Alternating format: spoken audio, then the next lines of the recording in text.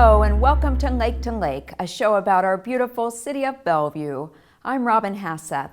This month we feature an inspirational visit by Dr. Terrence Roberts, a member of the historic Little Rock Nine. And look at some of the many fun activities available through the South Bellevue Community Center, and a great outdoor activity that's perfect for a day of fun in the snow. But first, we want to introduce you to Bellevue's newest council leadership. At the start of the year, John Stokes was elected mayor, and John Chalmanack became Bellevue's deputy mayor. Mayor Stokes was first elected to the city council in 2011, and Deputy Mayor Chalmanack was elected in 2004.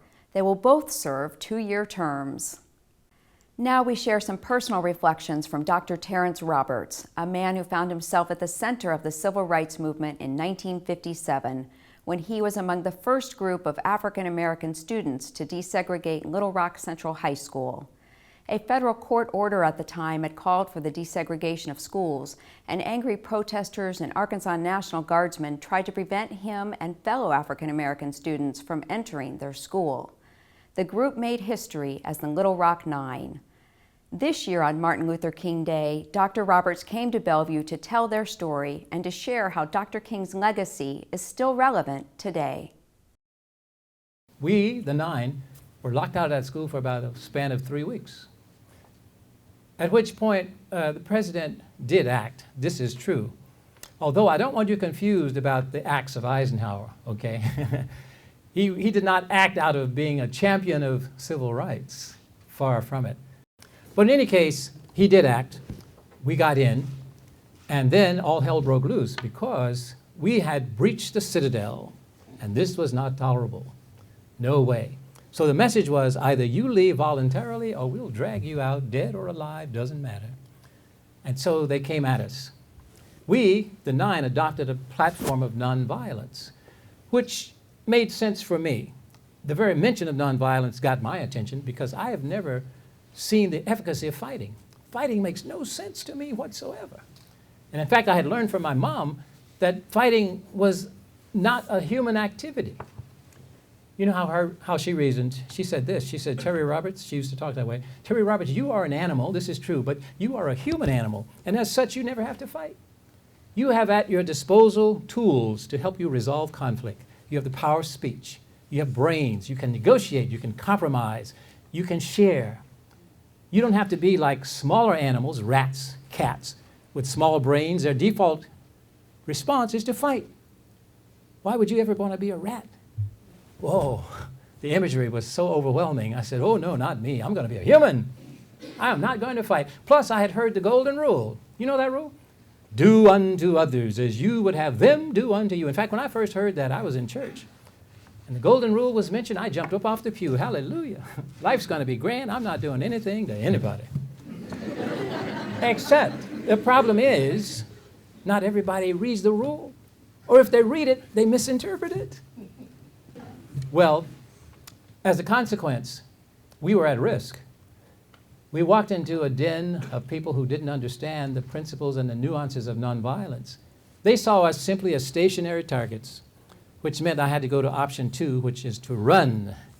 And by the way, young people, especially young men in the room, running is honorable. And I say that because I spoke to a middle school group not too many months ago, and a young middle school boy stood up and he said, Dr. Roberts, I think it's crazy. I have to fight. Really? Yes, why? I have to protect my manhood. My manhood's challenged, I have to fight. I said, are you sure about that? He says, yes, I'm sure. I said, well, what about running? Oh, no, you can never run. That's cowardly. I said, actually, young man, in my thinking, your manhood would be better served if you ran with it to someplace safe.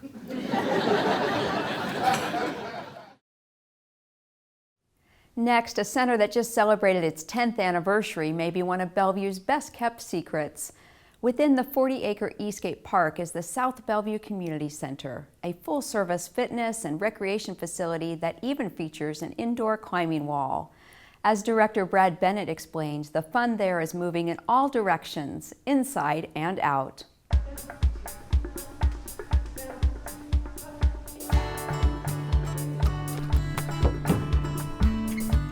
South Bellevue Community Center's emphasis is on health and wellness. And that's one of the major contributions that we make to the city of Bellevue.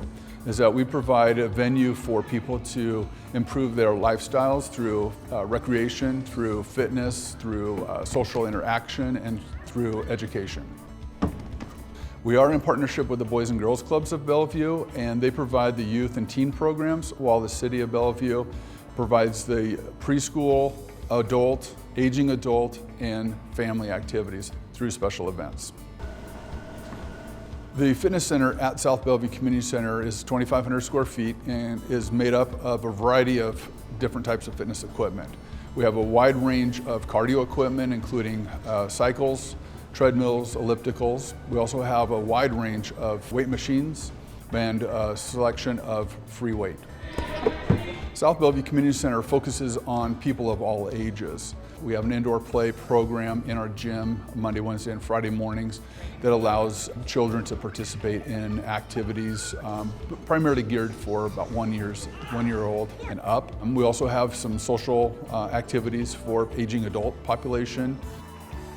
South Bellevue Community Center's indoor climbing wall, also known as the Crag, is a great opportunity for young people to learn how to climb properly, but also allows families to do a recreational activity together. And there's a number of classes, whether it's for adults or parent-child classes, to develop your skills. Good job, buddy. All set. The Bellevue Challenge course's primary purpose is for team development. It allows people to get up on the challenge course, whether it's the high course, the low course, or the vertical playpen, and engage in activities that really help develop the individual. The Bellevue Zip Tour opened up 2 years ago and has had phenomenal response from the general public. Our projected goal was 2,500 riders each year, and we've exceeded that with nearly 4,400 in the first year and about the same number this past year. One of the most popular and growing after-school classes we offer for youth is parkour. That's a program that allows children to really actually work out and get physical in a very fun way by hurdling obstacles using proper technique. Things that I'm most proud of is the team that I work with. They're highly dedicated, they're very caring individuals, they care about the people that they serve, the facility that they work at, and the programs that they supervise. And you can see that in the interaction with our customers. Good job today, folks. People that are interested in getting more information about South Bellevue Community Center can go online at www.bellevuewa.gov/SBCC, or they can call 425-452-4240. We are fortunate to live in a city where outdoor fun is available year-round. If you're thinking about getting outside to explore some of our area's recent record snowfall, you'll definitely want to check out a snowshoe adventure program where no experience is necessary. I think the part about snowshoeing is that you can go anywhere and you can meander between small little paths and trees and explore, and you don't have to have a groomed trail. Snowshoeing is more in tune with nature. You're going slower, you're just walking, so you notice more. You get to kind of hear the snow crunch under your feet. Let me start by welcoming you all. This is an intro hike. We're going to Snoqualmie Pass, the Mountaineers of property. We're going to spend the day out there trekking around, enjoying the snow, and learning how to snowshoe. Snowshoes are awesome inventions. They've been used for a long, long time. As long as people have been walking on snow, they've been using these. And they're very easy to use. The great thing about snowshoes, they have these awesome clamp teeth. So you can walk uphill, downhill, just like normal, and they rotate, they articulate. So you don't need to flex your foot. You don't need to have any stress. They will do the work for you. Everyone grab a pair of snowshoes. So let us head out. TRAX is the outdoor initiative for the City of Bellevue Parks Department, and it's geared towards getting people outdoors. We have a range of programs. There we go. Today we are doing an intro to snowshoeing hike, and we are taking people outdoors and giving them a first-time experience at snowshoeing. The goal of snowshoeing adventures is to get people to be able to go snowshoeing themselves. A lot of people have kind of a fear about going outdoors, especially in the winter. They don't know the equipment, they don't have the equipment. So we make it really easy and accessible to them. All they got to do is sign up, and we provide everything you need. You know, I didn't realize that, there were classes for snowshoeing. And, when I saw snowshoeing with, people who are experienced, I said, wow, this would be great. I love it. It's really fun. It feels so exciting and it makes you feel all energized. Snowshoeing is so simple and fun and easy that once you do it once, you can do it again yourself and really enjoy it. Literally anywhere that you can go hiking, you can go snowshoeing. If there's snow on the ground, you just strap on your snowshoes and you go. Anybody can come snowshoeing. Anybody can go snowshoeing. If you can hike or you can walk, you can snowshoe. It's good for families, good for younger kids who want to get outdoors but don't have much experience. This was a good first try for us. I don't think we would have done it if it weren't made available to us.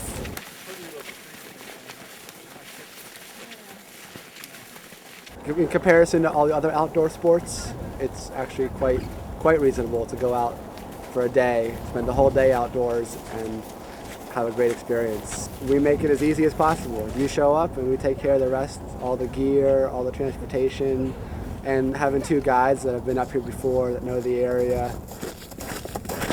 Overall, it's great. Really like it. Highly recommend the class. And actually, this is a great benefit of being a Bellevue citizen. We've taken many of these kinds of classes.